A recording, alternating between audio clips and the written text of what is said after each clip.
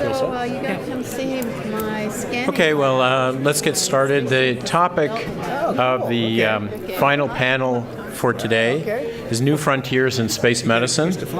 And the moderator is well known to all of us, Dr. Mike Barrett, who Jen Fogarty already introduced as a panelist on the last panel, but let me just recap and expand slightly. So Mike joined NASA JSC in 1991 as a project physician and flight surgeon, working extensively with the Russian space medical counterparts during the course of Shuttle Mir and developing ISS programs. And he was selected into the astronaut class of 2000 and served as ISS flight engineer on expeditions 19 and 20. He also flew as a crew member aboard the final flight of Space Shuttle Discovery. So Mike works heavily with commercial crew program and applying medical standards to new vehicle design operations, and he's the lead author of the textbook Principles of Clinical Space Medicine for Spaceflight. That's a standard in the field. It's a fabulous book, Mike, and we're all very proud of you for that. And we look forward to this interesting panel that's on a new topic for ISMS. So, thank you. Thanks, Dr. Sutton. And thanks, Mr. Abbey, actually, for allowing us to kind of stray from a lot of the standard topics that we do here, because this will be a bit of a gamish, but hopefully one that's useful. When typically you hear of a panel or a presentation called New Frontiers, you think about fantastical presentations, graphics, and programs that pretty much exist only on pretty PowerPoints. And happily, in this case, we're reporting things that are a lot more palpable, but probably a little bit less known to this community. It is a time where we are bending metal, we're testing boosters and engines, and we're bringing new ships online to support exploration and human expansion. And most of you know that there are two commercial carriers now flying cargo on contract to the International Space Station. This is, of course, the SpaceX Dragon and the Orbital Cygnus. And there's two new human carriers in work, the SpaceX Crew Dragon and the Boeing Starliner, both to serve the ISS program. And, of course, we have the Orion and the Space Launch System booster in work as well.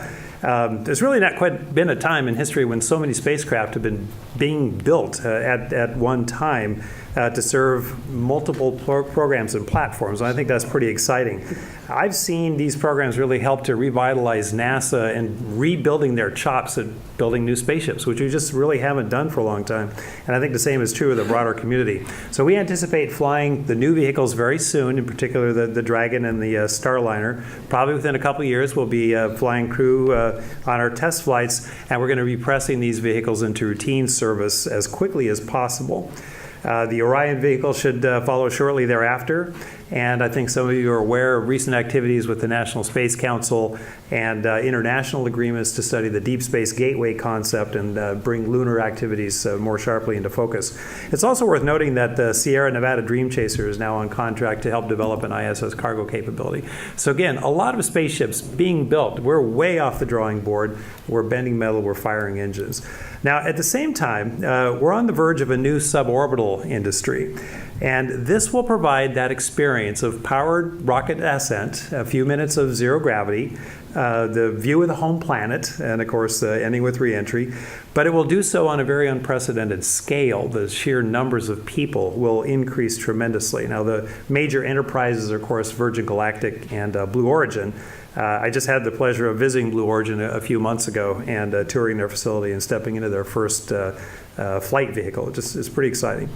Now, as astronauts and cosmonauts, we've always said that the one experience we wish we could share with everyone is the view of the home planet. Just because it's impossibly beautiful and because of the perspective it builds in people. So we're going to see the effects of that experience on hundreds of people sometime in the next few years. That's what we're anticipating, and I really think that will be an incredibly positive thing for us. But along with this, suborbital flight provides another channel for science and other commercial opportunities and potential, and for understanding the effects of the human in spaceflight. Even though they're short flights, there will be a lot of them in a much wider envelope of people than the fairly select Olympic specimens that I and Koichi and various others show you. And if you believe that, my family will roar with laughter. A wider population base kind of symbolizes our mission as NASA to expand human civilization outward, not just highly select individuals, but eventually make a gateway, a doorway, a capability, a way for all to fly. and to realize whatever commercial or other opportunities are out there. Now, we've actually already begun to capitalize on this scale of people, even though we haven't started flying spaceflight tourists yet. But with pre-flight assessments and training, it's a very robust program that I'm betting a lot of people here aren't really aware of. And again, this is well outside the health and fitness envelope of the standard astronaut and cosmonaut population. So we're going to touch on that. As others know, we have flown 7 spaceflight participants into low Earth orbit on the International Space Station for multi-day missions, also from this fairly broad, non-selected population. And 2 of these individuals I actually flew with, Charles Simonyi and Guy Laliberté, and I still keep up with these guys. We'll certainly see more of these in the future, especially when we bring new orbital vehicles online. So again, we expect further opportunities for spaceflight participants, spaceflight tourists, if you will, but also for non-agency professional astronauts. And these will be during free-flying missions with our new vehicles and potentially low Earth orbit platforms other than the ISS. I think people know well that this is a chicken and egg thing. There's not really a good incentive to build a new platform unless you have a vehicle that can take you there. And there's not really a good incentive to build a vehicle unless you have a market driving that in the first place. The International Space Station becomes that market. We will hopefully incentivize the building of these commercial spacecraft, which is happening very near term, and further downstream incentivize the building of other platforms. So this will result in a new population of spaceflyer, aside from suborbital, eventually to low Earth orbit. Now, again, new opportunities for commercialization, new opportunities for science. A lot of us know that we've worked very hard to coordinate medical findings from different programs, human life sciences and medical operations data, by the way, across the international partner agencies. And we've built, I think, a pretty good, not complete, but serviceable understanding of the human condition and the human performance in spaceflight. It's not been easy to build that cooperative database, but we've done it. But I think it'll be a particular challenge to bring in the non-agency partners as well, to bring these enterprises into a unified space medical community, one that will take planning and foresight and expectations before we start flying these programs ahead of time. So one that I think many of our panel will help us work towards. Now, along with expanding the population of people that fly in space, we're actually taking a good, methodical look at the health of professional astronauts and cosmonauts. We can do this now based on the greater cumulative experience and new tool sets available to us. This is a very broad brush approach across national borders and medical systems. But again, we're working hard to get a comprehensive understanding of health outcomes, not just the findings that we see mission to mission, but long-term health outcomes in this flying population. We owe this to our professional flying cadres, but I would contend that this is also a public need to know. This is something we owe to the world, who is now about to expand the flying population in space. So this is, again, a very much an enabling capability that we're bringing to the world. And of course, we're headed outward beyond low Earth orbit now with a new resolve towards lunar activities and cislunar activities. So we have assembled a panel of experts that kind of cover this broad brush area. But these are folks that are very heavily professionally engaged in these activities. I would have to say that the bulk of the medical expertise on the planet for suborbital spaceflight is right here. So keep that in mind now. The pressure's on a little bit. But I think that is an absolute truism. And I'm really, really happy that we have these guys here today. So we're going to cover the efforts to manage crew health as well as training crew for the lunar surface as well. So that'll be down at the other end of the table. But we'll start with the suborbital tourist flights. Now, I am very happy to introduce Dr. Jim Vanderploeg, who is as type A as I am because he just started his timer, or just got ready to start his timer. My plan is going to be to give a 1 minute or less introduction to the folks who have not been introduced yet, and then allow them a few minutes to talk about what they do and what sector they're engaged in. We'll go down the line that way, and then we'll try to open it up as quick as possible. I know we're the last panel of the day, so we'll try to keep it moving as much as we can. Dr. Vanderploeg has over 37 years of experience in aerospace medicine, and he has worked in government and commercial medical operational support from the beginning of the shuttle program to now his current role as the Chief Medical Officer of Virgin Galactic. Just let those words ring on the air. The Chief Medical Officer of a new commercial spaceflight enterprise. This is the future. This is what we're moving into. Jim recently retired as a professor of aerospace medicine from the Clinical Preventive Medicine program at the University of Texas Medical Branch. And he also serves as the executive director of aerospace medicine here at Baylor's Center for Space Medicine here. And among his responsibilities are executive director and principal investigator on multiple research projects of the FAA Center of Excellence for Commercial Space Transportation. He works in evaluating airline pilots, seeking special issuance authorization for medical certification following medical issues, and training physicians in the specialty of aerospace medicine. As Virgin's chief medical officer, he's responsible for developing and implementing the medical programs for spaceflight participants, as well as Virgin Galactic pilots and other employees. And what I want to throw to Jim here is that we actually now have a substantial experience base with several tourists in training and acceleration tolerance areas. And just to throw out the first question, what is the utility for operational medical monitoring of actual flight once we actually start flying? Now you can start your time. All right, start. Thanks, Mike, and thank you, Mr. Abbey, for the opportunity to be here as part of this panel. We've got a lot of folks here, so I'll go fairly quickly, but just to get one of the things out of the way right away, because somebody will ask the question, is when is Virgin Galactic going to start flying people? When we're ready, that's the right answer. We are in the ending portion of our test flights using glide flights without a rocket engine, and about to fire up the rocket engine to begin powered test flights. That will continue for around a year, depending on how things go. So things are on target and moving forward. And the role that I played with Virgin as Chief Medical Officer up to the past year or so has been almost exclusively on the customer side, dealing with the folks that want to drop $250,000 to take a flight.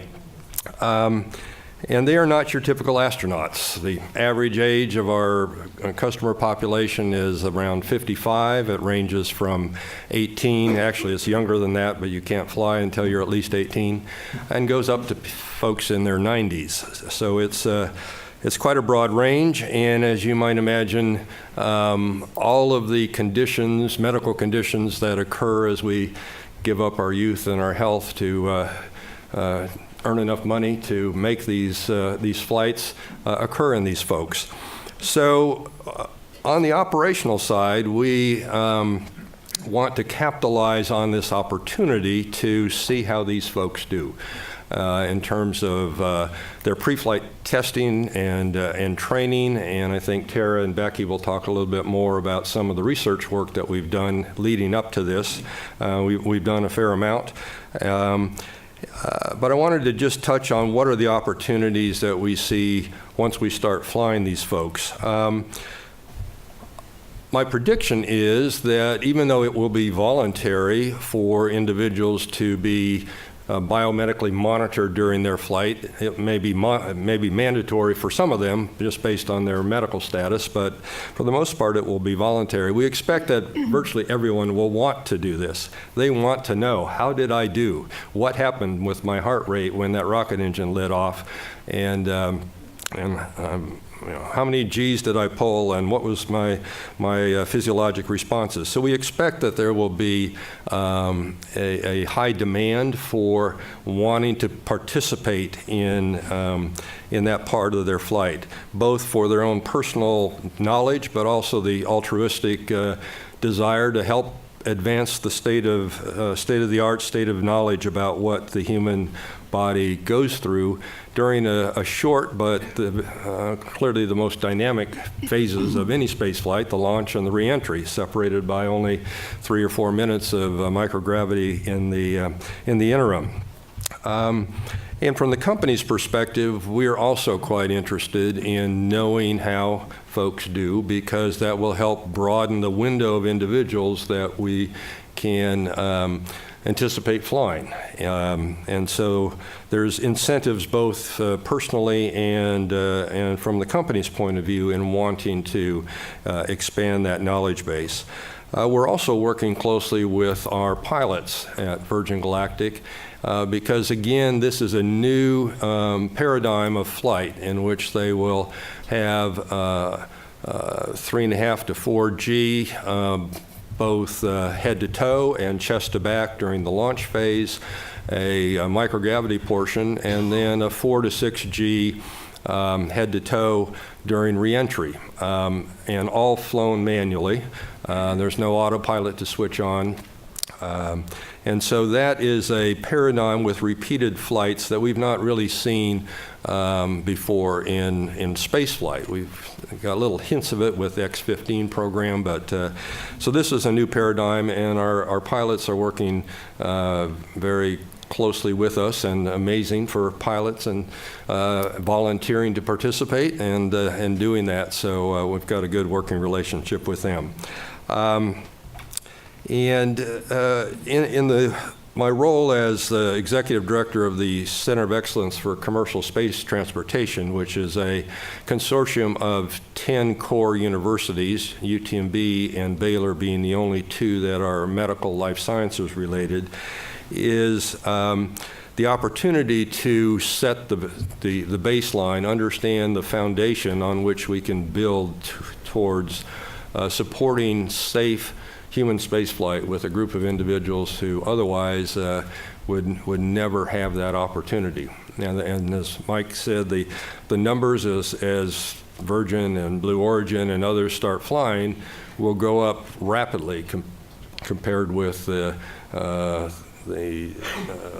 roughly 560 folks or so that have flown so far over the last 50 years. So with that, I'll stop and look forward to the discussion.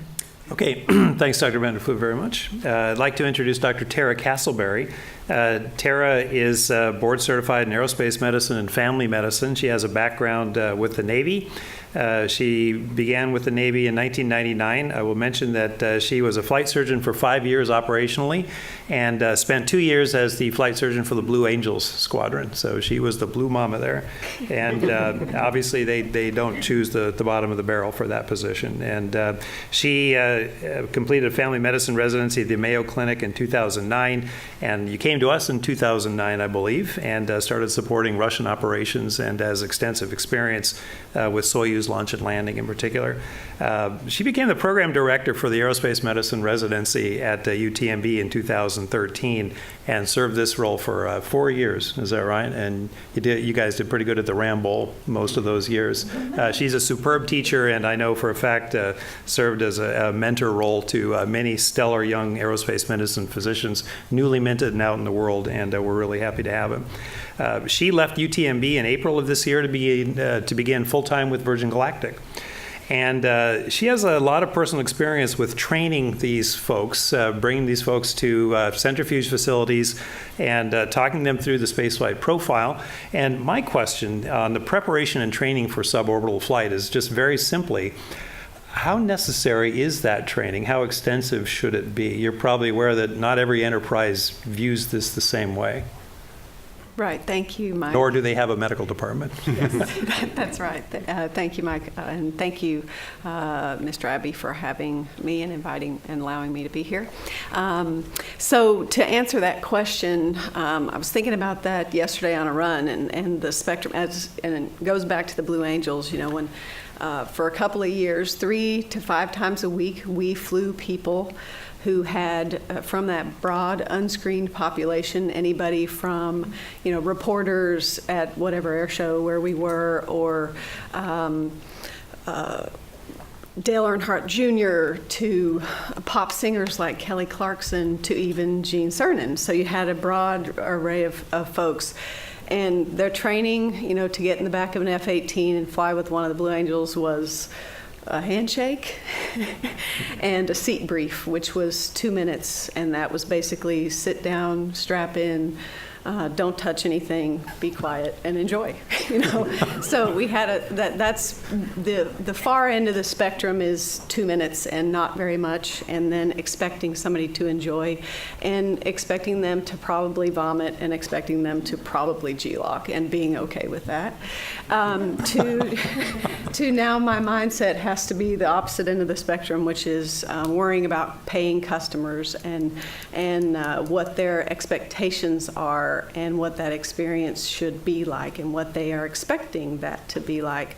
On the far end of the spectrum of training, you have the professional astronauts and the folks who are actually expected to do something, to perform, to live and work in space, and actually to have peak performance while they're working in space. So you have, that's the broad spectrum of training. And as far as, closer to the seat brief end of training is the suborbital spaceflight participant, I think. And then a little further toward the professional astronaut, you have on the spectrum, you have the orbital spaceflight participant. And getting a little bit more training.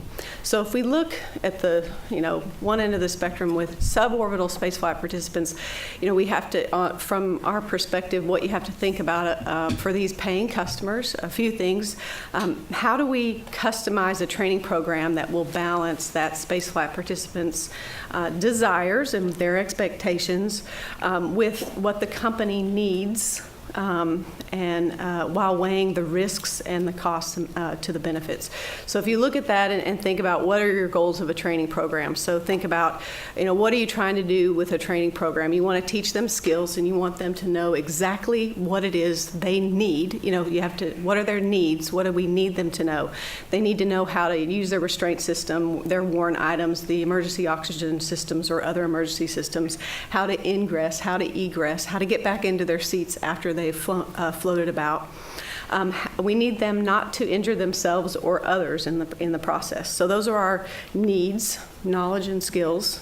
And then what do we want out of this? What do we want for the customers? And that's to maximize their experience. And how do we have a training program that will help maximize their experience? And the way we do that is to help them be prepared. So offer analog experiences like centrifuge experiences, zero-G flights, aerobatic flights, those types of things, offering them experiences so they can learn how to tolerate and or enjoy the acceleration in the environment and the view that they're going to get. So that's the other thing. We want them to maximize their experience and be able to enjoy. We also want them to be able to contain their emesis if they have any. So that's also part of a training program. That was the other part of the seat brief was, all we taught them in the Blue Jet was where the emesis bags were, and then, you're on your own after that. And then the last thing I think for a training program, we want to make sure, and from our perspective, what we would like to do is identify and mitigate risks. And, what we would like to do is not necessarily mandate for all customers, but for most customers, highly encourage, and for certain people we think are higher risk, they would be required to do a centrifuge run and or a zero-G flight or other analog experiences. And the more you can expose people to, you get to see their physiologic response and their psychological response. And those will help us identify and mitigate risk with a training program. Different companies choose differently because of their different flight profiles, their ideas of the customer expectations and experiences. And I think from my perspective, I called it the Goldilocks method. And is you don't want too much training, you don't want too little training, you want just right. And we'll have to figure that out along the way. And part of the way we do that is through experience and evidence. And that's a little bit about what Becky's going to talk about. Okay, thanks very much. And it might overlap a little bit with Dr. Blue. How many people have you provided centrifuge training for? 314. 314. So definitely, Becky says. So that's a lot of people. Okay, so moving on to Dr. Blue. Rebecca Blue is trained in emergency medicine and aerospace medicine. She was a Fulbright scholar at the University of Dublin. I didn't know that until I read your bio. And she's a graduate from the UTMB program, has earned a master's in public health there. and also worked field support for space shuttle missions and the Red Bull Stratus project, which is quite interesting. She served as a flight surgeon for Virgin Galactic from 2013 to 2015 and continues to work with them on emergency response capabilities. She is currently practicing emergency medicine and serves as an assistant professor at the upstate New York Upstate Medical University, and in her spare time works as a research collaborator with the Mayo Clinic in Arizona and with the FAA Commercial Space Transportation Center of Excellence. A lot of people know Dr. Blue is a very talented writer and editor, and aside from being a great investigator, often helps to bring publications into readiness and really helps to get our standard of care and our knowledge base well organized. So my question to you is, and a lot of these studies have been published with these 314 souls and subsets of them, and that's what I meant by we've already started to capitalize on this information. So what tangibly have we learned from the investigations that you've done on these guys, and how will that help the industry? And perhaps what's the incentive to publish these studies on spaceflight tours? Sure. First, thank you very much for the introduction. And again, thank you very much for allowing me to be a part of this. This is a great opportunity to be able to share some of this work with you and kind of the incentive and the goals behind doing it. As has been mentioned, the whole goal behind looking into these things and really starting to weigh the balance of training and weigh the balance of medical screening and all of these issues is to help to identify and inform risk, this analysis of risk, and to help inform screening not from a go, no go type of a flight decision, but more for a risk presentation for a shared decision between an industry provider and the customer that wants to go. And of course, that includes informing how best to train and how best to prepare people to go. And what's interesting is when you talk about being a part of medical work in the commercial spaceflight industry, one of the things you hear a lot is, oh, well, that's great. You guys will screen out everybody concerning, right? And the truth is that's not really how we do things. To be honest, I don't think most people who spend any time in commercial spaceflight, aerospace medicine intend to be the go no go decision maker for these decisions. And most participants, most customers who are interested in going intend to go. And the real issue here is providing them an understanding of their own risk, providing the industry provider an understanding of that risk, and weighing the benefits of them participating regardless versus this informed consent process of you want to go, here's your risks, and you and the industry provider need to decide if you can accept them. So to that point, I've had the fantastic opportunity to be a part of the FAA COE research that's gone into commercial space transportation. We have looked at over 300 individuals in the centrifuge environment simulating commercial spaceflight. We have simulated profiles that very closely mimic commercial spaceflight profiles. Of course, we can't mimic microgravity on the ground, unfortunately, but we can do pretty much everything else, right? We enclose them in an enclosed space and we spin them to 4 or 6 Gs. We, give them these training experiences and then, have them experience this with audiovisual simulation of their actual flight. To do this, we've really tried very hard to select individuals that very closely mimic our potential spaceflight participant population, which means that we select laypersons. These are people without experience, for the most part, with flying or experience with the aerospace environment. This is all fairly new to most of our participants.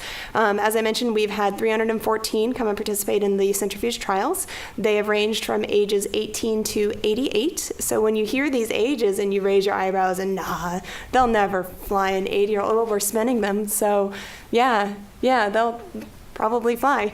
So we also, really aim to match potential medical concerns. So we have expanded what is allowable. We spin diabetics, we spin individuals with heart disease, resting blood pressure the day of your spin has to be under 200 systolic. So these are some pretty wide parameters. It's out there, and through this we've really gained an understanding of things to be concerned about and things not so much to be as concerned about as we were at one time, and that's really helped. And the bottom line, not to go into too many details, is from a physiological point of view, most people do well. Most people are able to tolerate 4 to 6 Gs in the head to toe, chest to back direction. Most people, physiologically speaking, will get through it and really aren't as concerning as maybe we thought they might be when we started this. Now, that said, through these numerous trials, we've stumbled, sometimes very surprisingly, across new things that have raised concerns in other areas. And the big one that has really come up is the issue of psychological tolerance. So there's the physiological tolerance, and then there's what do these people actually do in the spacecraft once they're in there. And there's a lot of preformed expectations on the part of the participant, or in our case, the centrifuge participant. There's what they expect, and if those expectations aren't met, how do they respond to that? There's a lot of people who have been dreaming of being an astronaut their entire lives, and in some cases, this is as close as they'll ever get as spinning in the centrifuge, and that brings its own anxiety or psychological responses that in some cases are very unexpected. As an emergency physician, I have the opportunity to see and treat panic and anxiety often. And what's really interesting is the manifestations of what I would term anxiety in the aerospace, these centrifuge trials, and the layperson don't necessarily mimic what we see in the clinic. These are different reactions, and they're interesting, and they're oftentimes unexpected. And so far, having spun this many individuals, we have a pretty steady 15% or so that demonstrates some degree of psychological intolerance or unsafe behavior or something that concerns somebody that's watching them. So it's been interesting. It's been an opportunity to highlight new concerns that otherwise maybe we wouldn't have considered. Of course, it's given us the opportunity to identify where public expectation and maybe education might be deviating from what we all know to be the true risks or safety profiles of this industry. And again, it's this opportunity to highlight some of these gaps so that we can hopefully address them. Okay, thanks very much. That's top level. There's so much more. I really encourage people to kind of look at these publications that we have out there, because these are big numbers that we have, and so it's a very good understanding of what a slice of the broad population who believes they can afford $250,000 on a ticket really look like when you physiologically stress them. So thank you for that. I'm going to go in my order, rather than the audience order necessarily on the panel, so don't get disoriented. Dr. Jennings. Richard Jennings, and I asked him to give me a few words about himself. He said 2 words, has been.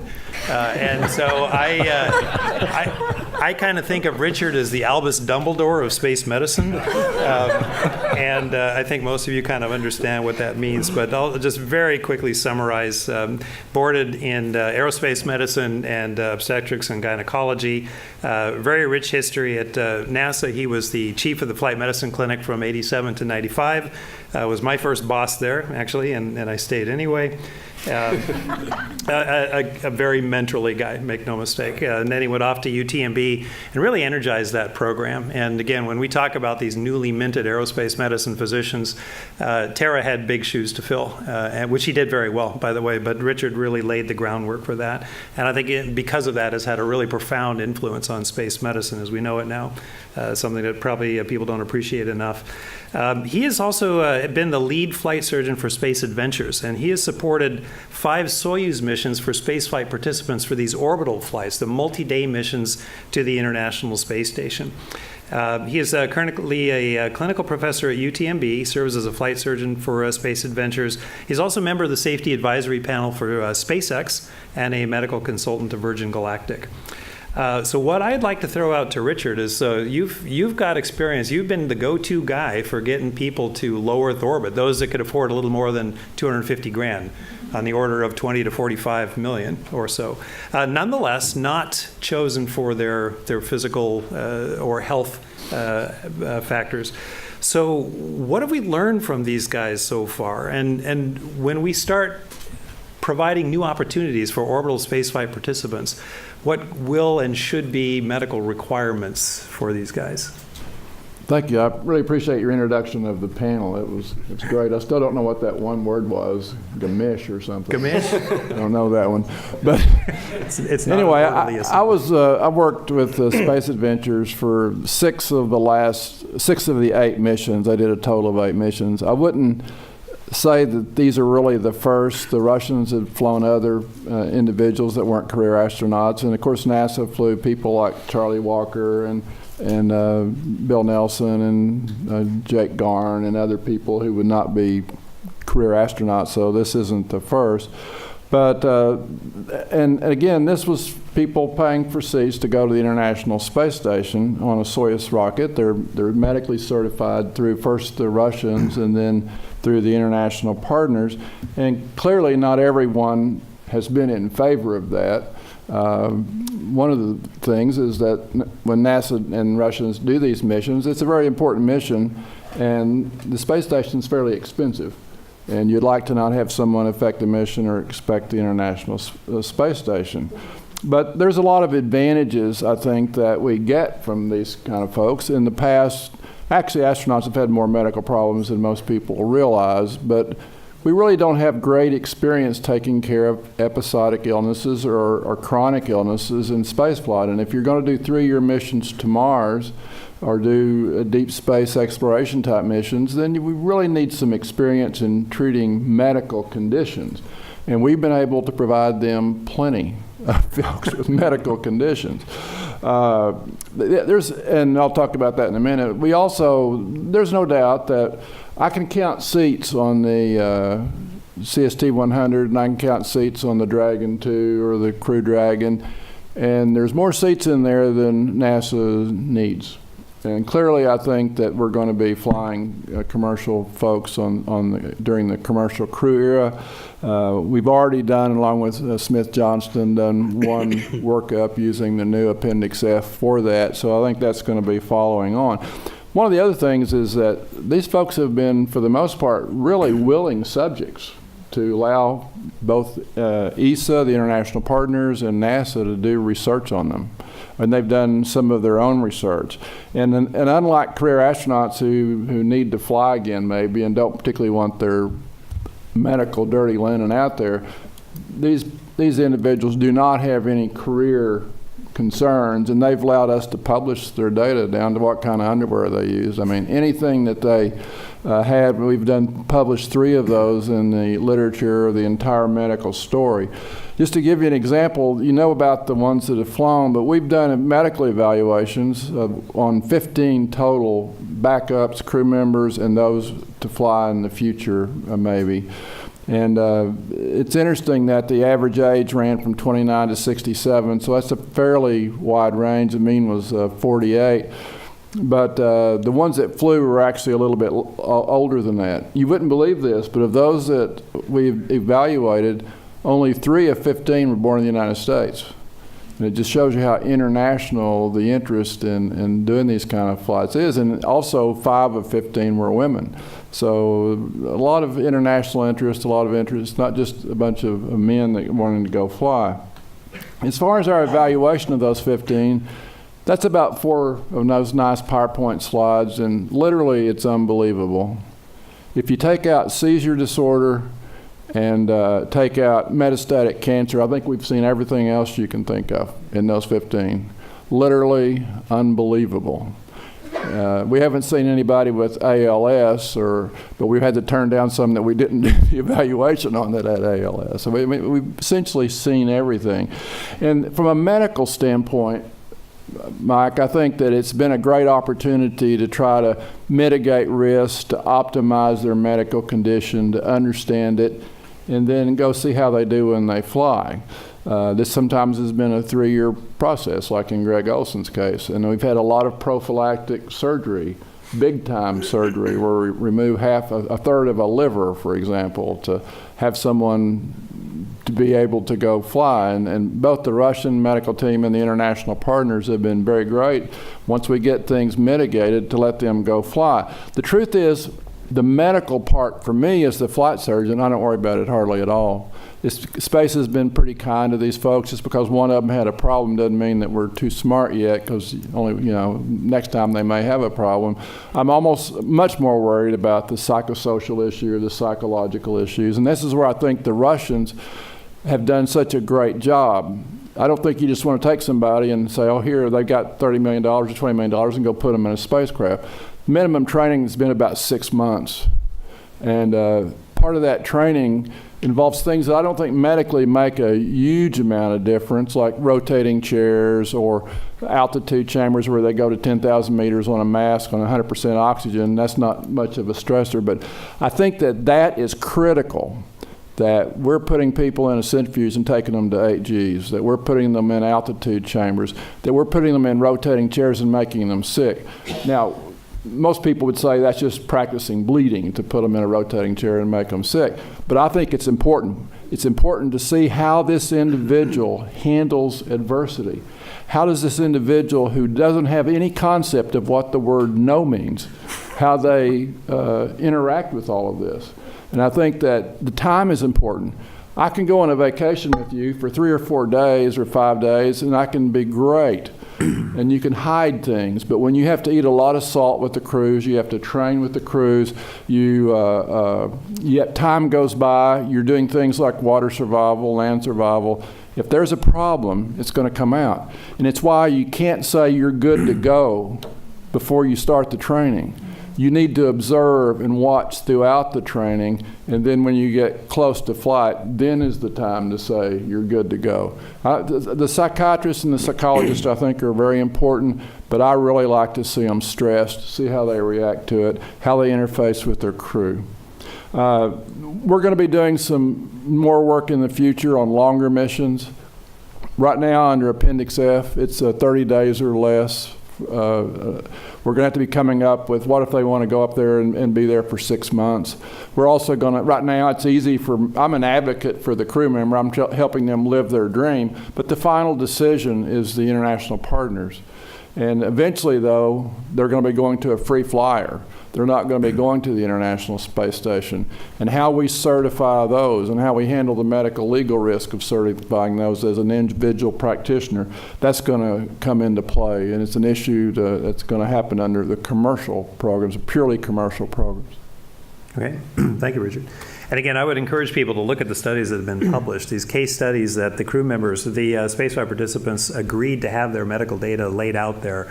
Very informative, both of the process used to certify and select and of the medical issues involved. So those are really useful data points for us. Dr. Chow, Dr. Leroy Chow, he's already been introduced. I'll just mention a couple things. He has flown 4 times and spent 229 days in orbit. So with that background, he has actually gone out into the real world and taken that experience and really applied it in a very positive fashion. Leroy has appointments at the Rice University and the Baylor College of Medicine. He's an advisor to the Houston Association for Space and Science Education. He's worked in several advisory and leadership roles and committees at the White House level. And I believe you are still on the NASA Advisory Committee, is that correct? Member of the International Academy of Astronautics and the Committee of 100. So I'm going to leverage your international experience and presence and ask, what about other national entities, in particular our Chinese hopeful colleagues of the future? There's really nothing to preclude them from being commercial customers, if you will, to the new U.S. commercial vehicles. Is there any interest in doing that, either since we can't have them participate in the ISS right now because of State Department regulations, but the same is not necessarily true, as I understand it, for commercial free flyers. So first of all, do you believe that there might be some interest, or can we build some opportunities there? And since they have a capability for human spaceflight, is there any interest in them providing commercial opportunities?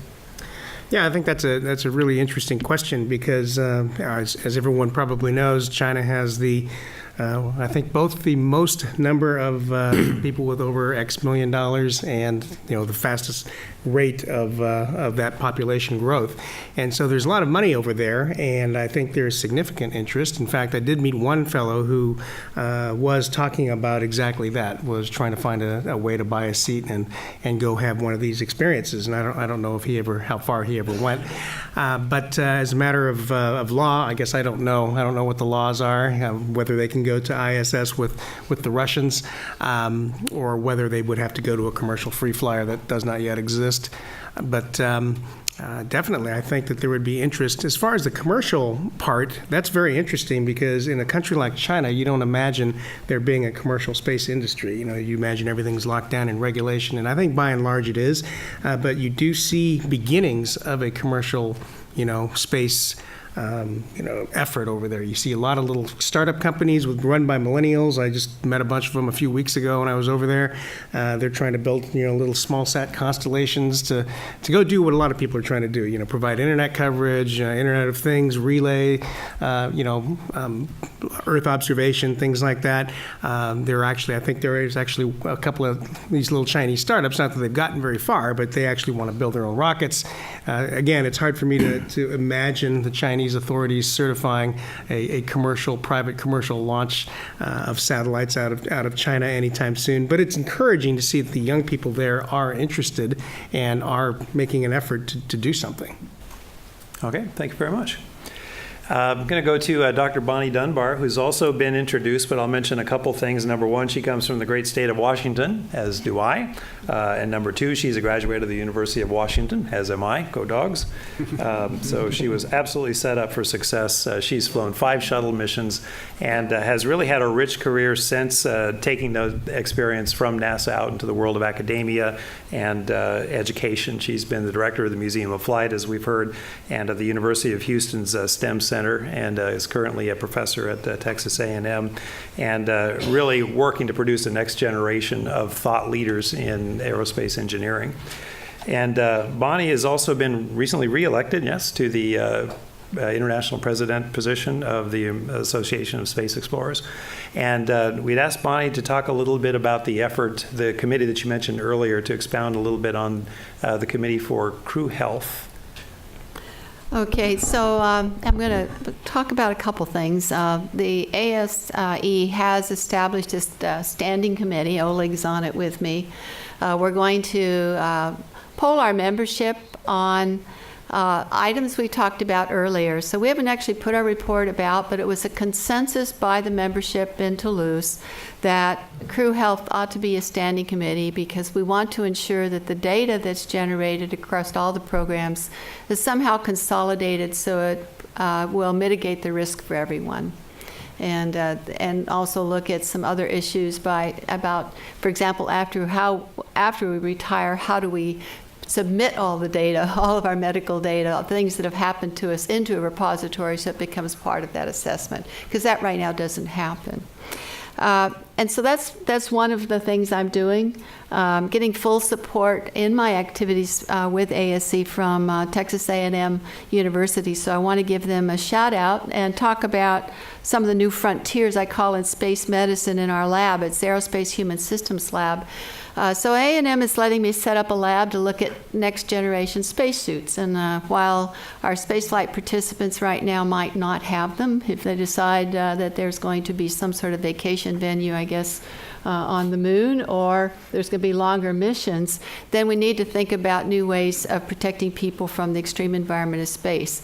And as Harrison Schmidt mentioned earlier, he wore something called the AL-7B. The AL-7 series was probably the best spacesuits, pressure suits we ever had. They were custom fit to everyone. Every crew member had 3 of them. And they were meant to walk on a planetary surface as well as to do EVA.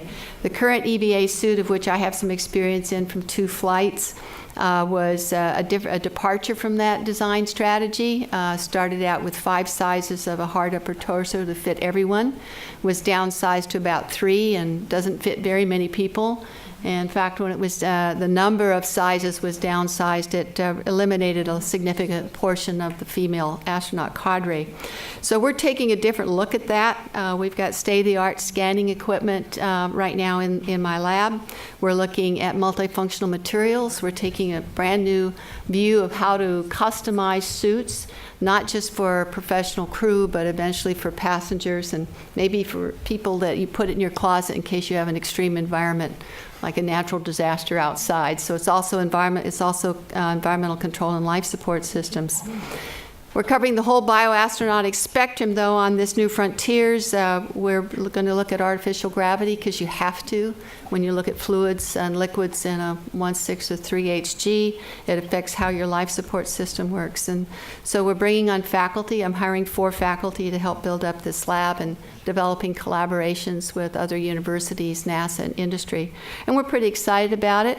We're working on gloves right now, but if you want to have your head scanned, we're happy to do that. Hand it back to you in a 10 meg file. You can go get a 3D model made of yourself. Awesome. All right, thanks very much.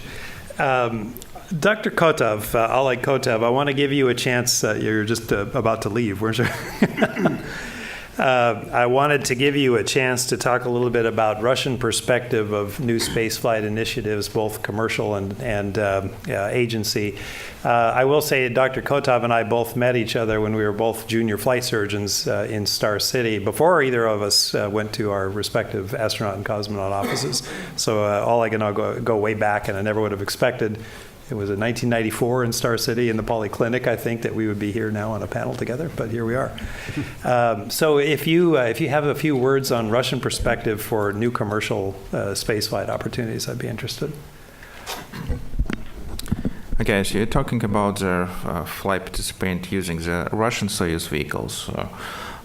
Okay, we still keep running this program, but again, it's not a goal for our space program at all. So it happens from time to time, it happens about 10 times. But right now there is no opportunity for a near future to fly participant. And we're talking about the medical aspect of selection and medical support of not professional flyers. Saying yes, I would like to say we don't have any standards for such kind of people. Every time we decided individually, and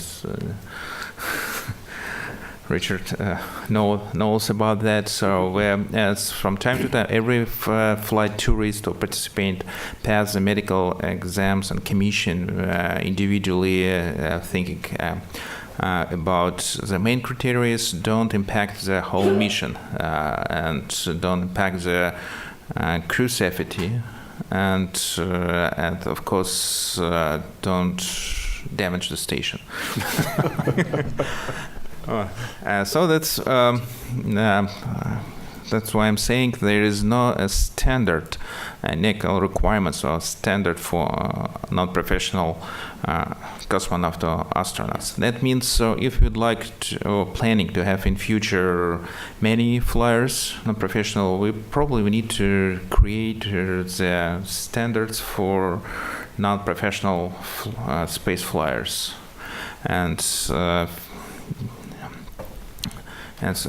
not only clinical or physiology requirements, but as well the psychological requirements. And I completely agree with Dr. Janiks. That's the few months training in Star City is a continuous selection for a flight participant. It's because it's impossible to select the right people just in very beginning, saying, okay, how much you ready to pay? Okay, let's you're ready to fly. That's because in my experience, I flew with 2 flight participants and trained with them and saying, okay, this is very important to rely on people who sit right to you. So that's very important. Even there's a non-professional,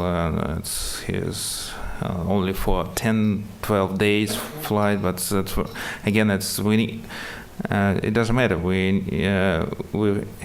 This guy is part of our crew in any case, and we're going to fly together and work together. And in case of an emergency, we should work as one team. It doesn't matter. He's a very rich guy or just some random selected person. It's very important. So probably, I think we have mostly the market will be pointed to the very short duration flights, like kind of parabolic flights up and down. It's again, it's easy, it's cheaper, and it's gonna be 100% commercial project, business project. But Okay, I appreciate it. I would just have to echo that the training that Russia has provided for the spaceflight participants has been absolutely top quality.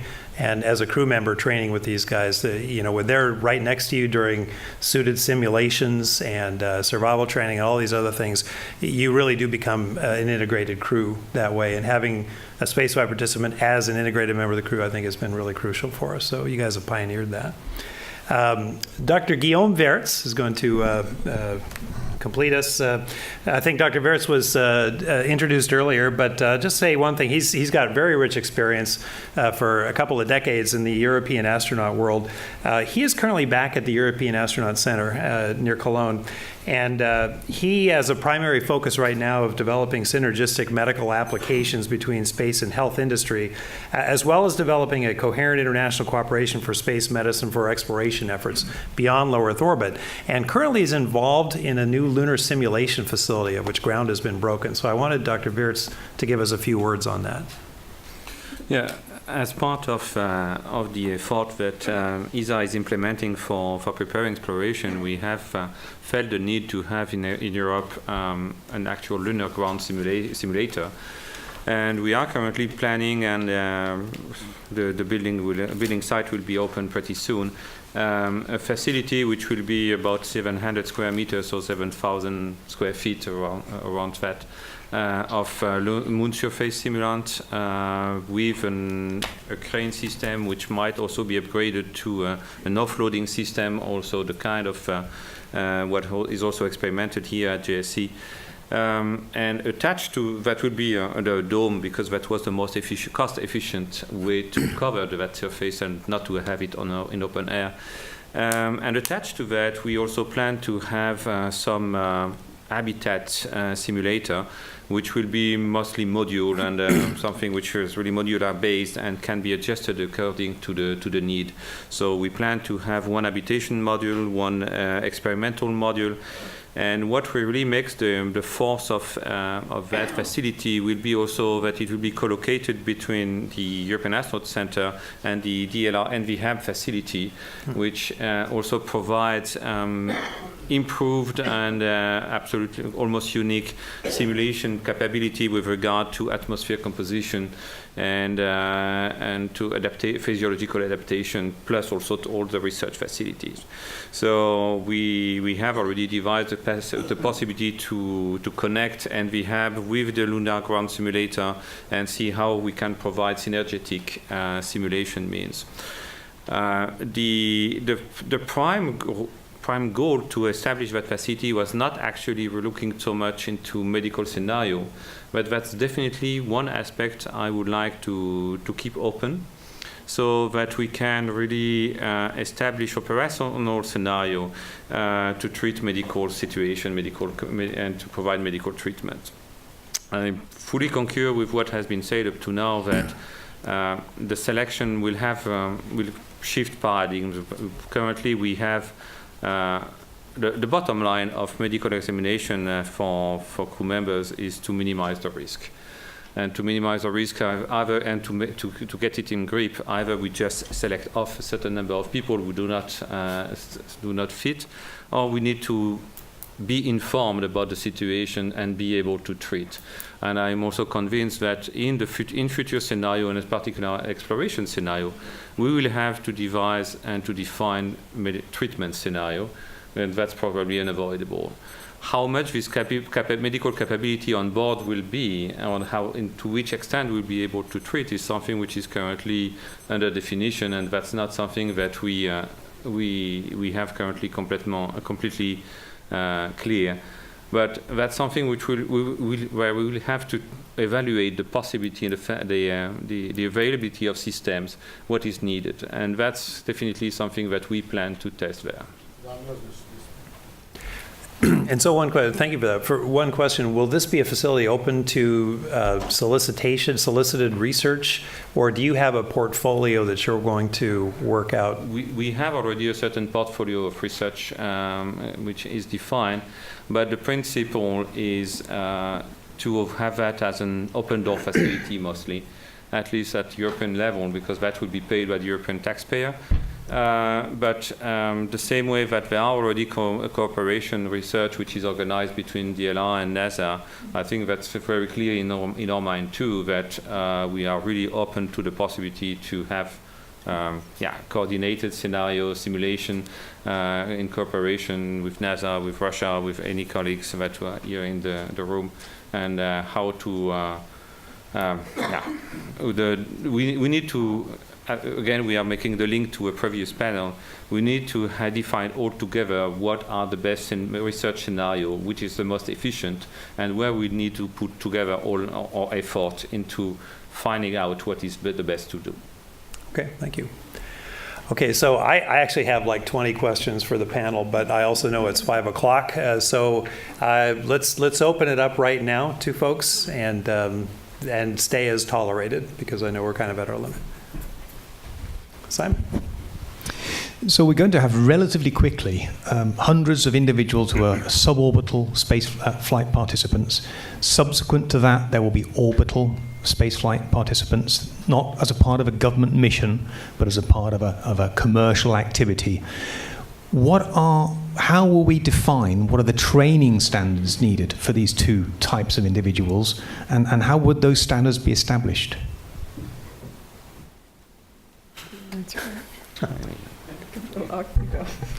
So, under the U.S. regime, which is regulated by the FAA,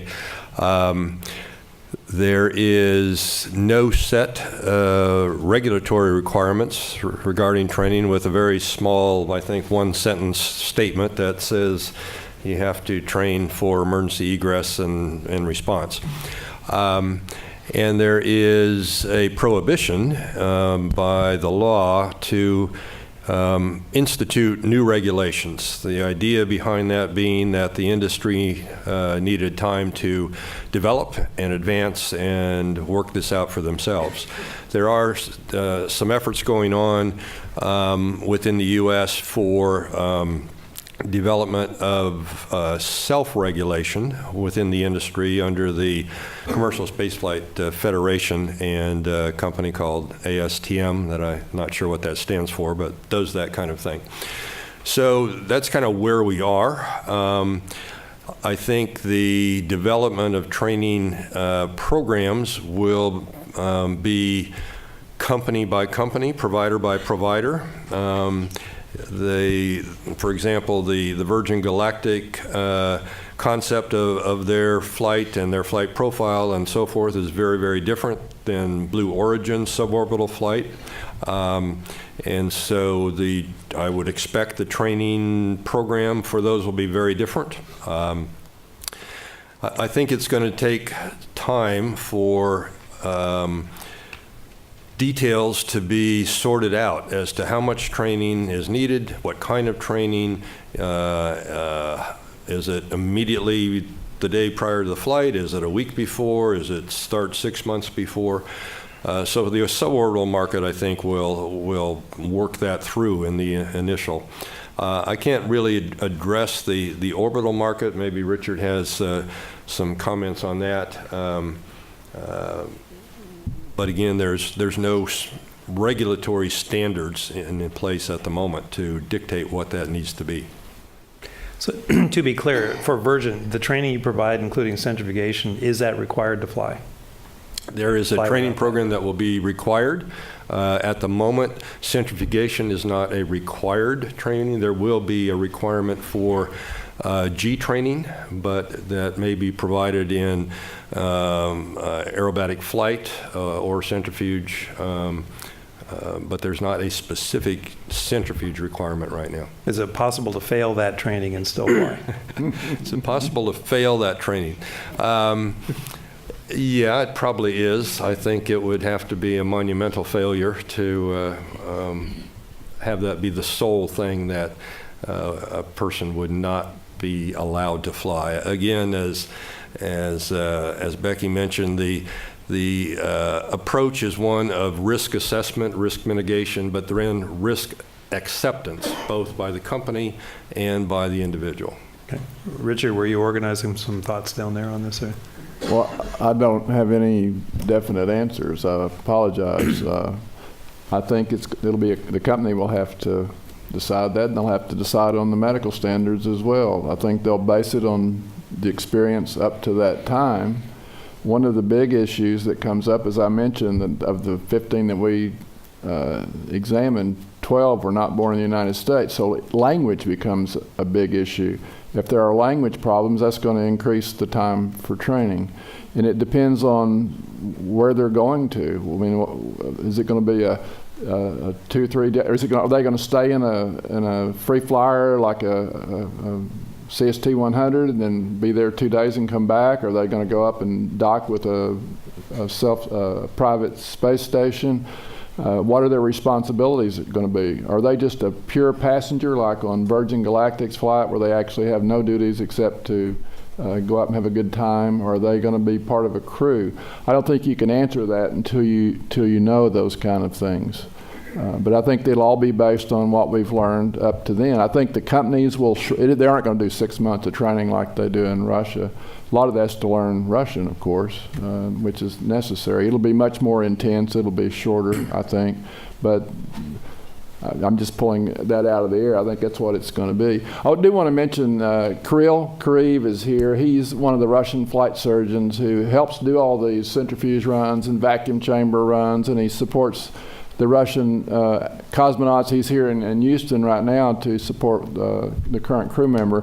But he'd be great if anybody wants to talk to him about what the Russians do as far as their training and how some of these physiologic things play out. He's in the back row back there. All right. Yeah. Oh, I'm sorry. Dr. Campbell's got the mic on your neck. Yeah, this is a question for Jim. Can you comment on the fatal Spaceship Two flight, and were there any medical issues that you were concerned about, such as vertigo or spatial disorientation? And do you see any similarities with that flight and the fatal X-15 flight of Michael Adams? So the Spaceship Two flight that broke apart 3 years ago was a flight under scaled composites, not Virgin Galactic, so we did not have a direct role in that flight or in the investigation of it. From what I understand, which is fairly limited to what the NTSB reports are, is that there were no medical issues identified with respect to that flight, no pilot medical issues. It was determined to be pilot error based on the early unlocking of the feather mechanism, but there were lots and lots of system issues related to that final step, there was no indication that I'm aware of any vertigo-related kinds of symptoms whatsoever prior to that. A question to Bonnie Dunbar on LSH. I'm Kaji Shimada from JAXA. LSH, longitudinal study of astronaut health, was a very ambitious the cohort program started at around 1997, and then NASA wanted to participate in that. There are some setbacks, and now it's occupational health monitor. But it seems that you talk much about that, and especially about the autopsy. And I always regarded LSH as the single most important measurement for the space program. And do you see any chance that it will be again reinforced? Well, I'm not certain I'm the person to answer that question on longitudinal health monitoring. I think you're, but that is one of the considerations in our discussions, because we all go back for an annual physical, but it's a snapshot in time. And it's an important snapshot. We get a debrief back on it. But if you have a year between physicals, every time you visit an outside doctor, you have a test done, you have a skin mole removed, none of that data goes into that snapshot. In the discussions we've had with our committee in the various regions, which we've sort of broken ourselves up into regions, JAXA is part of Asia, and we have Europe and Russia and the United States, and then we have our at-large members. We've talked about helping each other have common approaches to medical monitoring and healthcare, such as the recent TREAT Act that was passed. Not in order to really mitigate the future risk, you have to have a full picture of what's happening to the individual, not just while they're flying, but after they fly. And as Harrison was saying, probably to death and after death, okay? Because the concerns include radiation exposure and risk. You would rather have the real answer than have a number of astronauts around coffee talking about what members of their crews just passed away due to cancer, and does NASA know?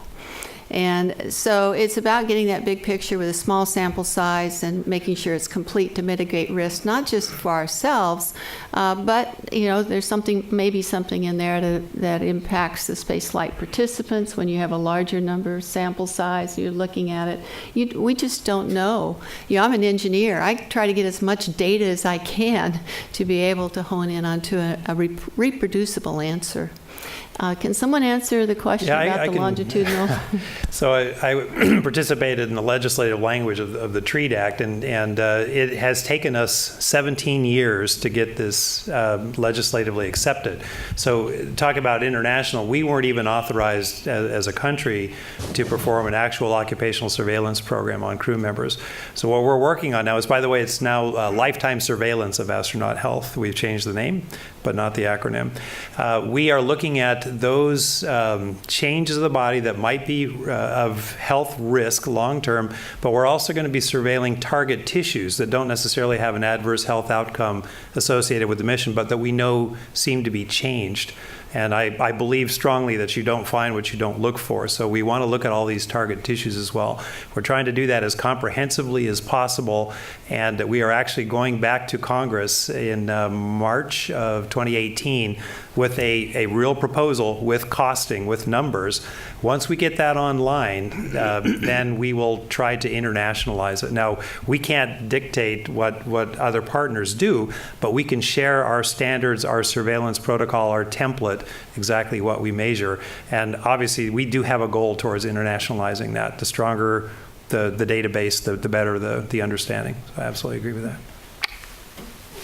Will that include the autopsy, Michael? Because that was a huge frustration when Pete Conrad died, for example. I was a doctor today at Flight Medicine. They called in, and he had a traumatic death, but the local coroner would absolutely not participate in the conductance of an autopsy. They said, we already know the cause of death. There's no reason to conduct it. Right. So we lost an opportunity. So two things. Jurisdiction. Right. So jurisdiction is an issue. I can tell you a couple things. We actually have drafted a forensics template that would capture tissues of interest and advise whatever local jurisdiction there is. But we have no more authority over that jurisdiction than we did before we had the TREAT Act passed. We are working towards a U.S. federal death certificate, which would really change the calculus on that. So that would be, and it's a huge effort, and I would not hold my breath and waiting for it. But we believe strongly in that as well. So, yeah, you've been very patient. That's okay. I have a quick question for you guys. So I'm a young MD PhD student, and I'm interested in kind of everything you have talked about. But since I'm early in my career, what advice do you have for someone to continuously keep up with this, for us, which is an ever-changing field, but you guys have been in for it for a while as I look to my future? Learn everything and apply it well. I don't know, Bonnie, you're probably the educator among us. Well, I remember when my sister was 10 years younger and I was in college and she was complaining to me about the homework for history. And I said, well, you just have to study hard and learn it. And she says, but I have more history to learn than you did. So it's sometimes harder to keep up, but we have better tools now. And it's just like you triage your email, you have to start triaging the information. Yeah, I would agree. When I was your age, it was easy to read everything there was because there wasn't a lot out there. And what was on paper was cataloged into oblivion in various national agencies. It's a luxury now to be overwhelmed with data information. So what you need to do is develop a personal niche, an interest that you can go aggressively pursue. So I envy that position. Yeah, when you're doing your assessments on the civilians, you obviously have to have a standard of care because you're a licensed physician, so you're looking at some standard. Are you using a flight physical standard, or are you adopting some of the standards from NASA, or developed your own combination? What is guiding you so that if there is an adverse outcome, because that's what you're screening to try to avoid the risk of, then the reasonable standard that would be applied against the decision, what would you point to help guide? And then do you look at the post-flight to see if your decision was right so that you learn from it and refine your technique? So I can answer that from the perspective of my work with Virgin Galactic. And it's a multi-phased medical screening process. We start with a quite detailed medical questionnaire that we ask people to complete. Based on that, we make an initial risk assessment of kind of where they are medically. Based on their answers and history, we'll request additional information or documentation.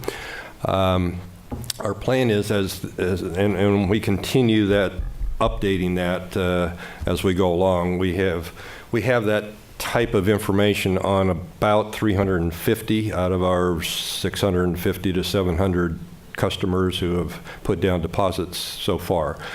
So we have a fairly robust set of information already. The plan is that approximately 6 to 7 months prior to their anticipated flight, they will be required to get a hands-on physical exam by an aviation medical examiner or the equivalent in whatever country they're from. We have people from over 30 countries.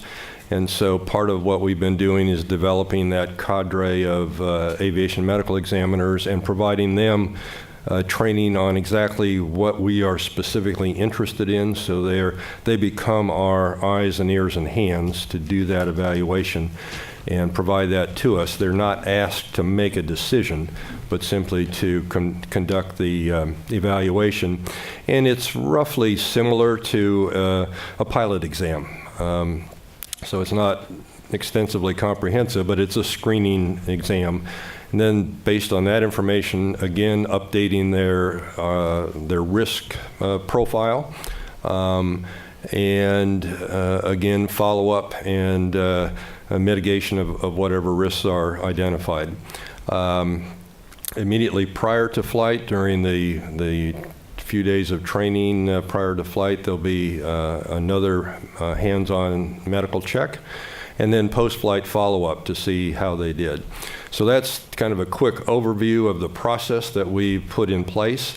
Since there are no standards specified, we have looked at a variety of other high adventure kinds of situations, skydiving, climbing Mount Everest, all kinds of different things, scuba diving and so forth, to try and develop our own set of risk profile and process.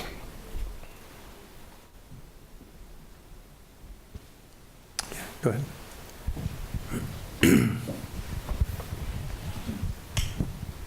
One of the big factors in the insurance business is preconditions and exclusions. Is this something that you worry about as you do the medical profiles of people, or do the people who are going to fly not care about insurance?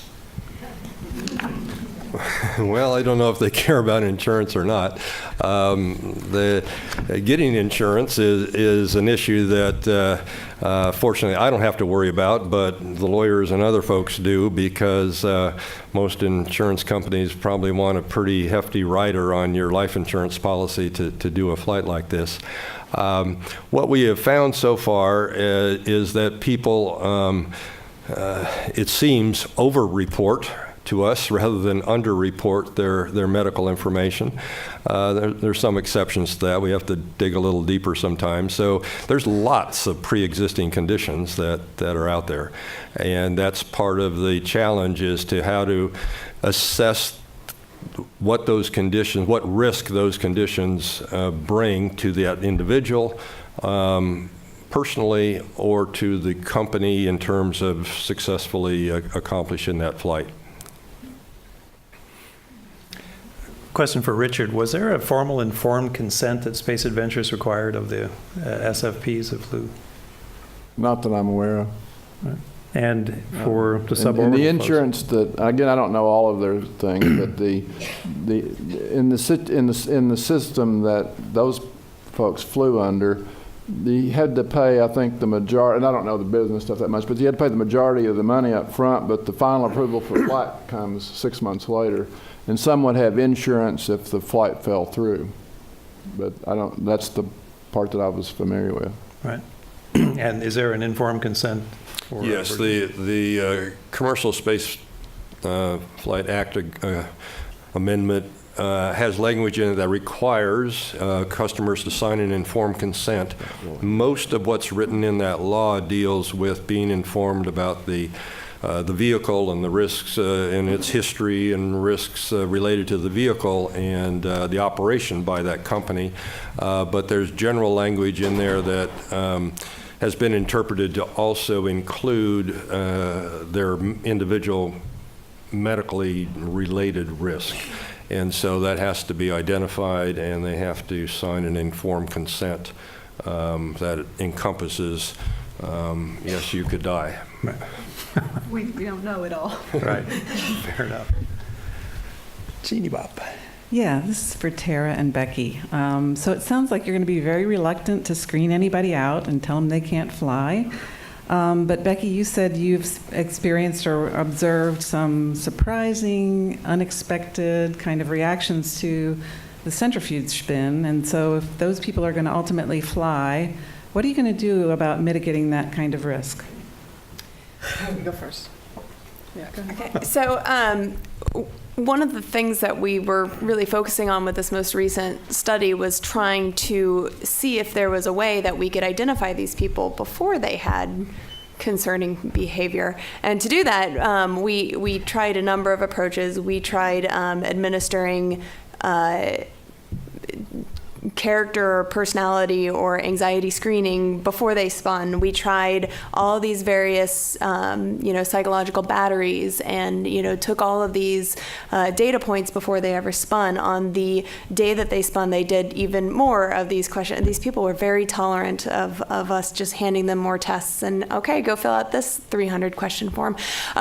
So they provided us with a lot of data, and throughout their training programs, and the other side of this study was that they had varying training throughout these different cohorts. But throughout those, they were observed by medical individuals, psychologists, people to try and really observe them and pick out, who is concerning and who is doing something dangerous and who is really not seeming to enjoy this, and can we pick them out? Is there something that we can identify before they get into their simulated space flight? So through their training program, is there a moment where we can say, that one's concerning, that one needs more attention, more help, or maybe shouldn't be doing this? And afterwards, we took all these data points, all of them as much as we could. We tried to keep them very blinded, even to one another, and looking at these people, and took all these points down. And the bottom line was no.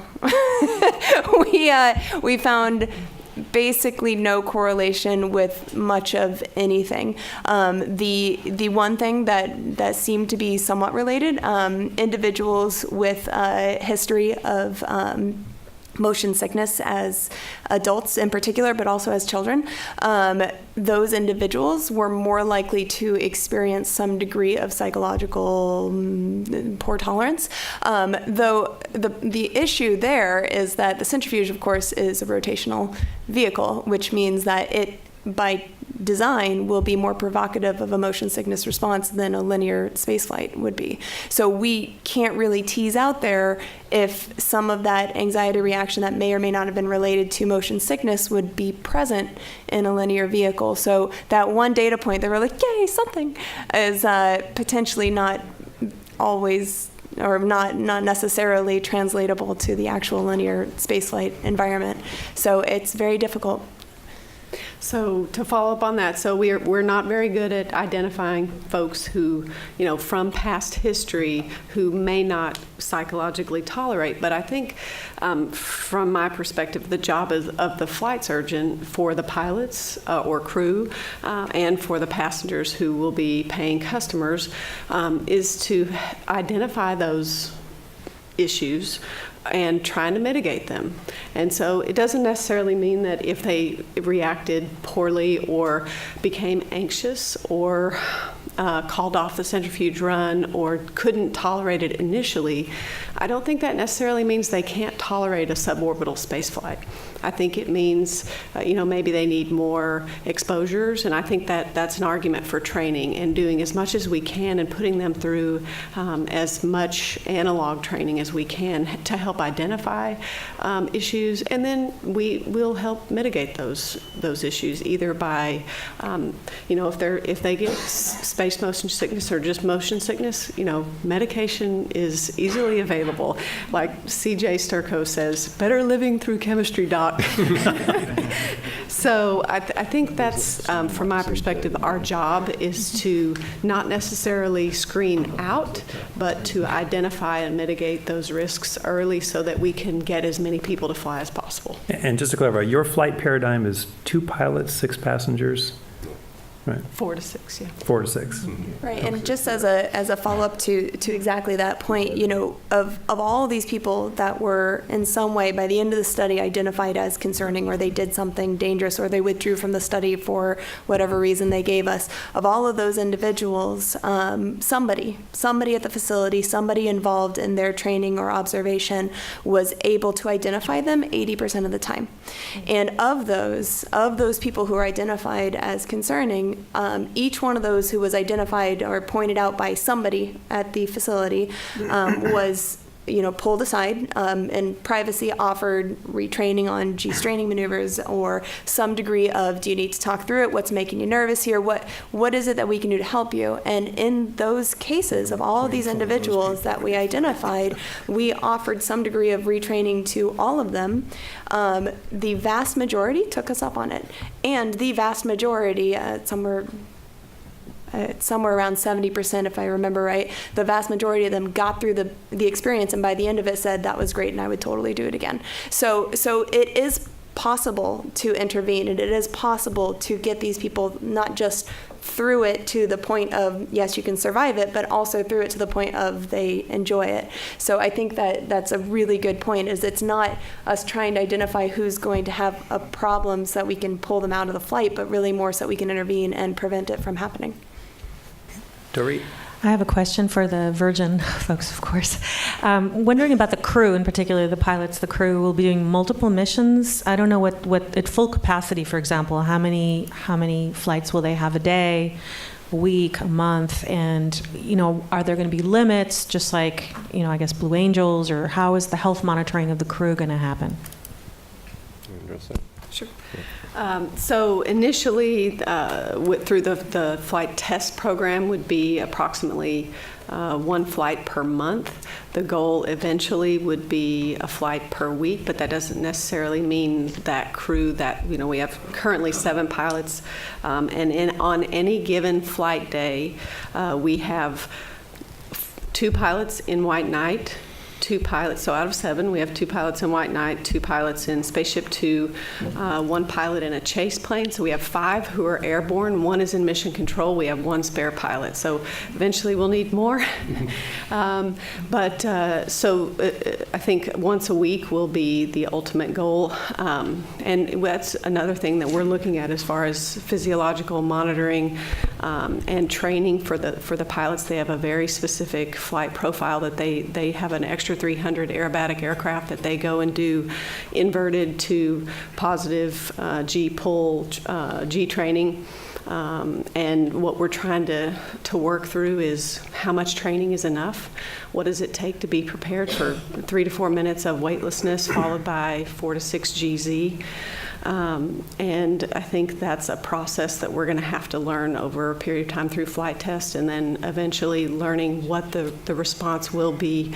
You know, there have been some reports of issues of vertigo, benign positional vertigo with a combination of GX with vibration. And so we really need to, have studies and do post-flight questionnaires and monitor these folks so that we know what the responses are going to be long-term and with repetitive flights. That's an excellent point. I have a question. Yeah, I have a question. It's been one that's been with me for a long time. And that is, we've talked about individual responses to the G loads, but also to the new environment. So you have 6 people who've never trained together before, possibly all passengers. My understanding is both pilots stay strapped into the seat, that the passengers get to unstrap in 0G. Who actually gets them back in their seat?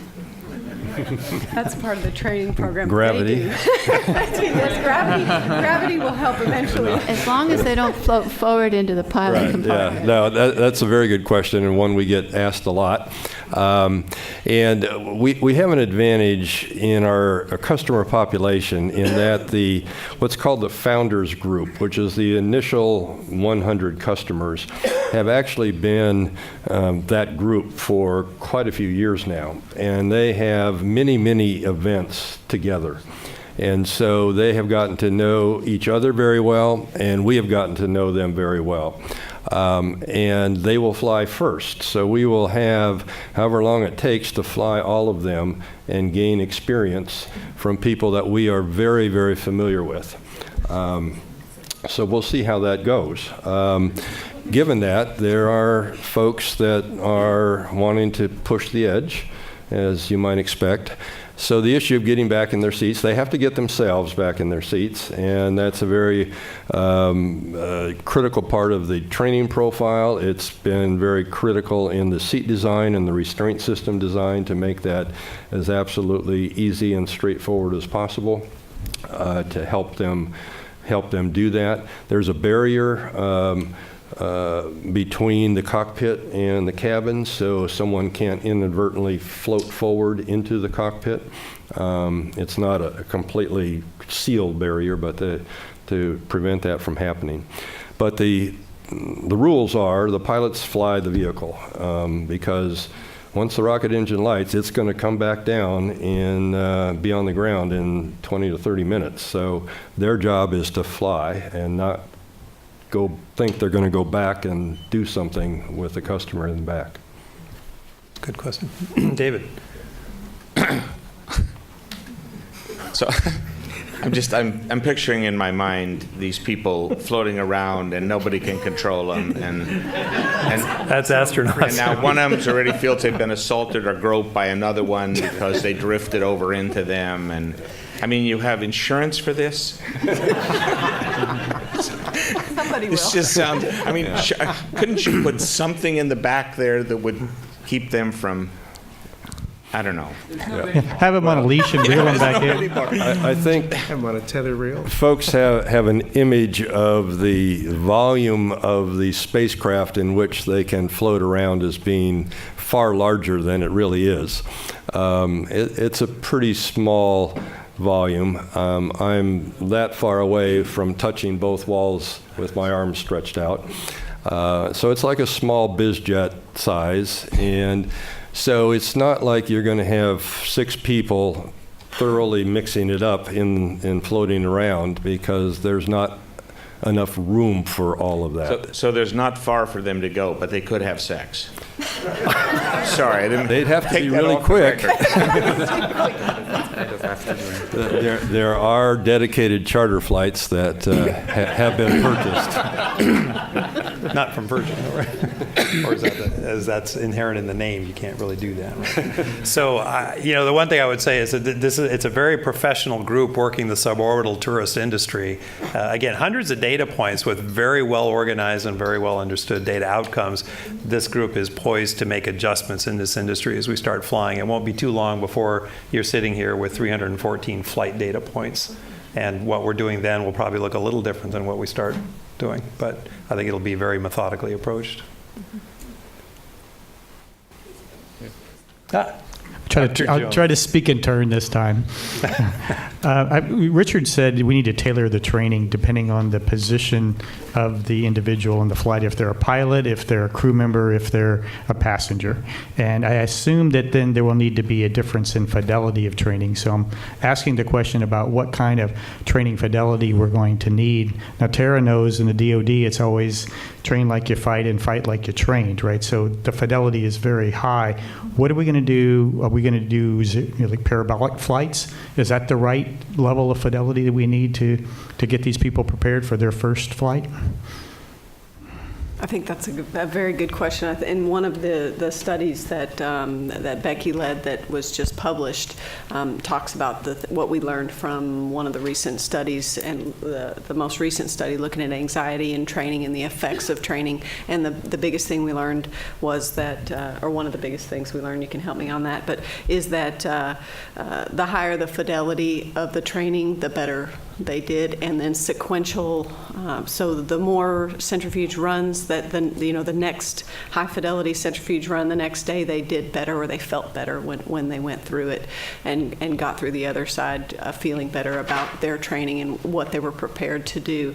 So I think the higher fidelity that we can get them to do, the better, and then balancing that with how much time do we have? How much, these people are either business people, they're from all over the world. How much time do they have? When can they get there?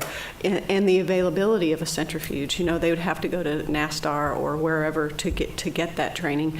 Zero-G training was another, hurdle. Where are they going to do that? When will they do that? How close to flight will they be able to do that? So I think weighing all of the costs and of doing that and the logistics of having them do that, but encouraging them to go seek those opportunities, and then and with our needs as a company to feel comfortable with them being able to tolerate.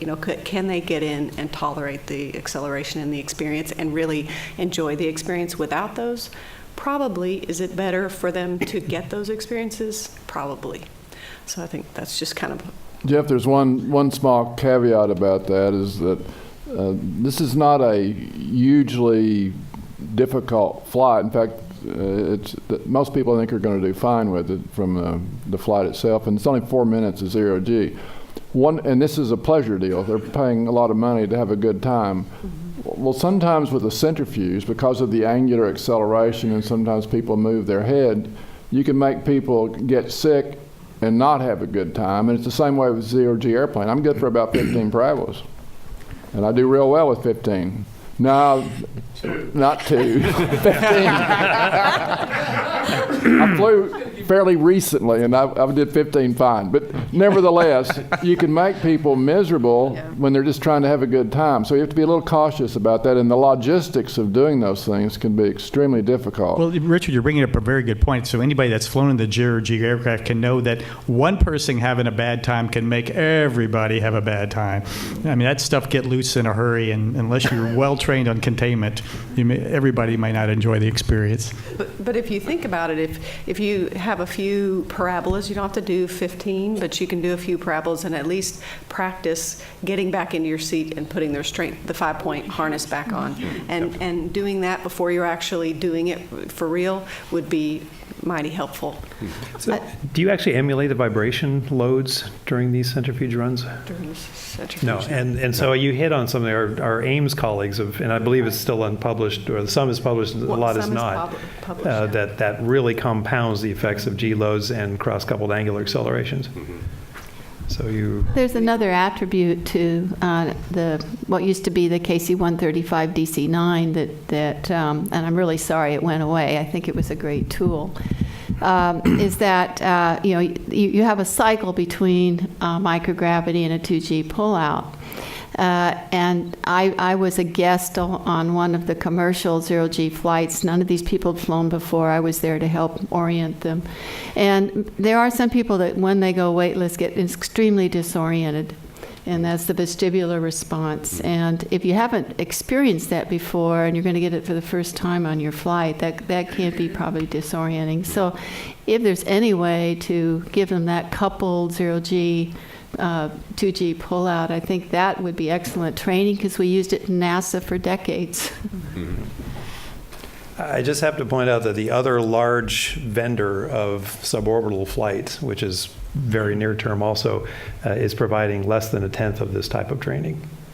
So we're talking about potentially adding things. It will be a very minimalist approach comparatively. So the experience will show which was the correct approach. Well, I understand what you're saying, Mike, but I need to bring this up because I think we've skirted around it, and this is the behavioral impact in case you have one person that has a really adverse reaction to not just the dynamic environment, but maybe it's the first time they've actually been in the vehicle for a long period of time and they can't open the door. There is a reason we have a lock, or had a lock on the mid-deck hatch. Yep. For a non-professional astronaut. And you have to provide for that. You have to account for it. Yeah, and I lean this way personally, by the way. Yeah. But the approaches are quite different. Dr. Gushin. Very simple question.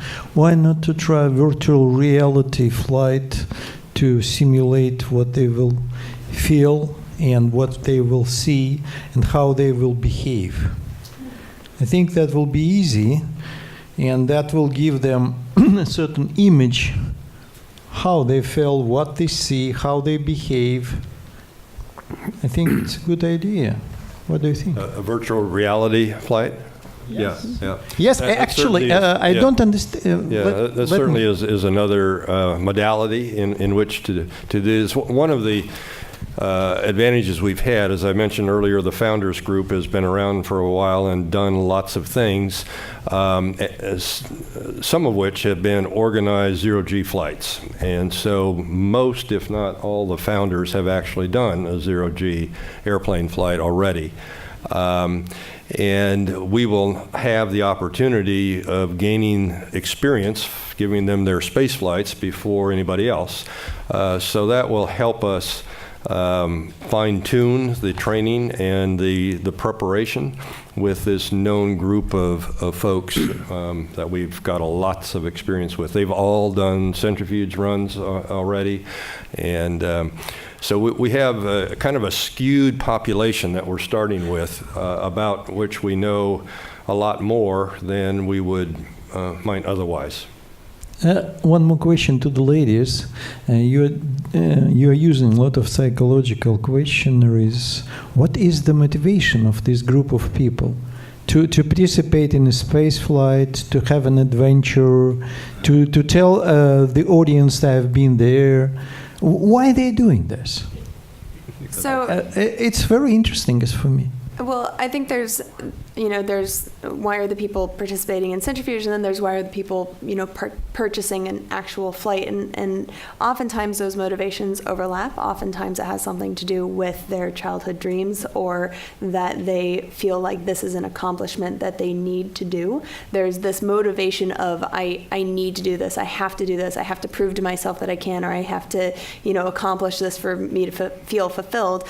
Other times we don't see that. We've had people sign up that are like, yeah, I heard you guys were doing it, so I figured I'd just for the show centrifuge. Up. For the centrifuge, that's right. And we tried to capture some of that. We captured things like background or employment, or like what do you do, or where are you in life? Are you a parent? Are you not? Your various social aspects of your life as well. And again, nothing seemed to correlate. And I think that is echoed in the people who purchase tickets, but I'll let you address that. Well, Jim probably knows better than I do about motivation for purchasing tickets. But.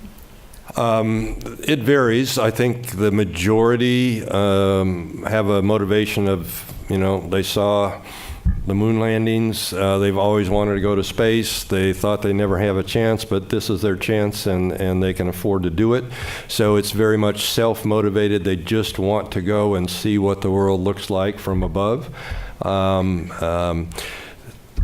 I think that's the vast majority. There are a few that are adrenaline junkies, as we say in the U.S. They're adventure seekers. They've climbed Mount Everest. They've been down to see the Titanic in a submersible.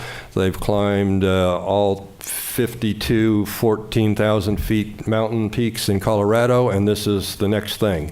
And so they're kind of checking off their top adventures. There are others who got the ticket as a birthday present from their grandmother, okay? Have no idea what this is all about. Let me comment about that. For the first group, I think virtual reality could be perfect. It gives more than you can get as a passenger. For the second group, I don't see what is the adventure if you are just a passenger. So again, as for me, it's very strange way of spending money and time.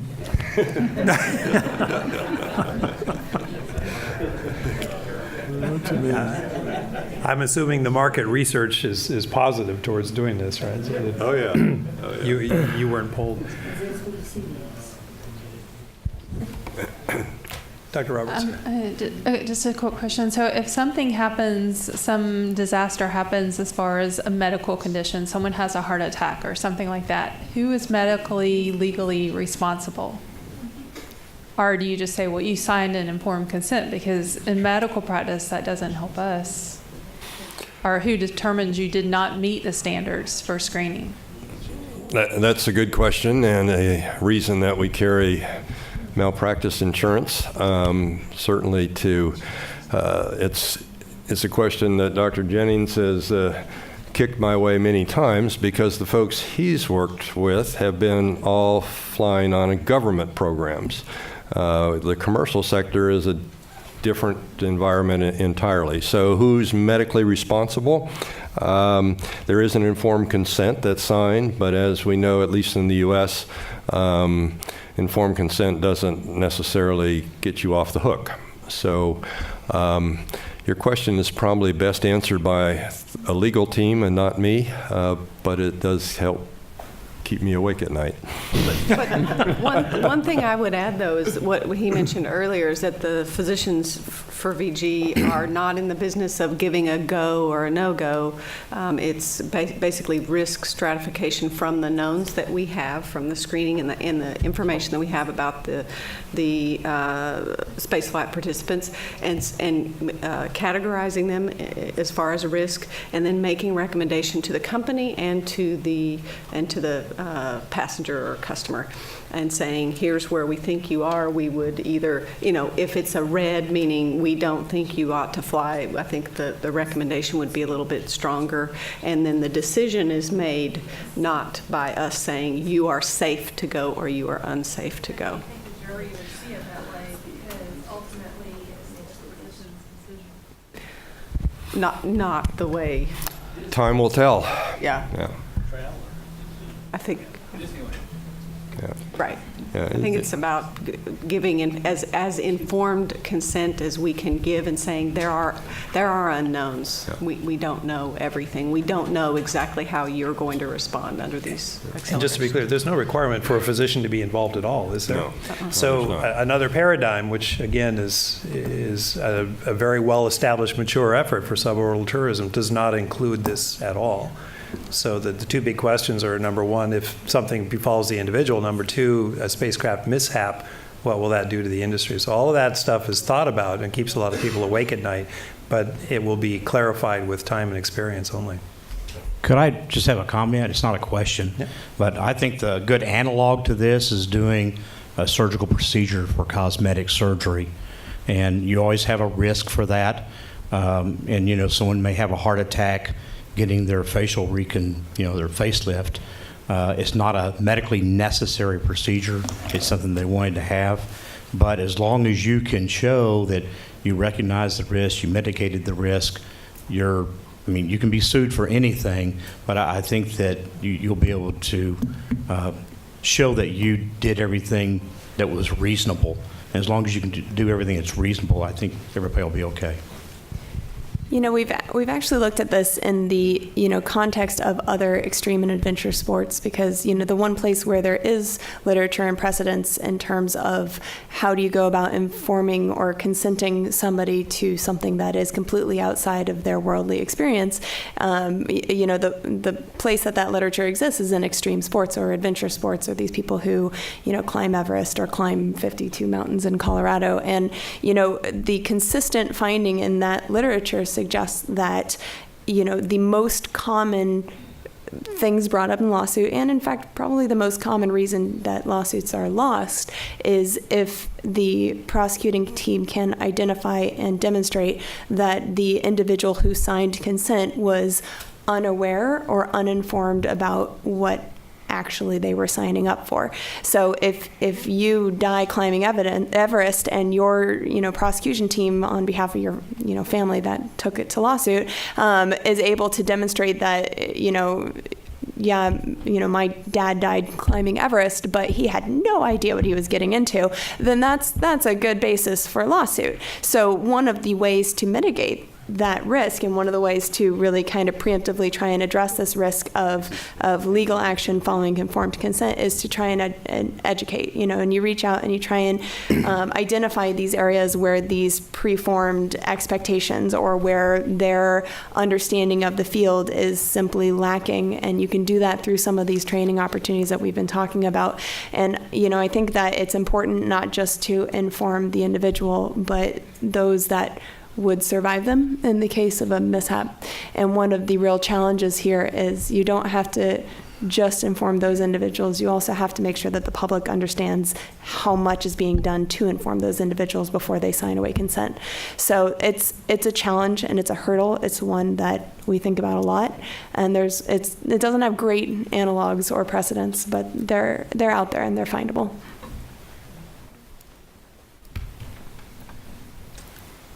I think we're running out. All right, well, thank you guys very much. Thanks to the panel. Excellent job. And we covered a lot of ground, but I really wanted to be sure that people knew some of the things that were happening and what's possible.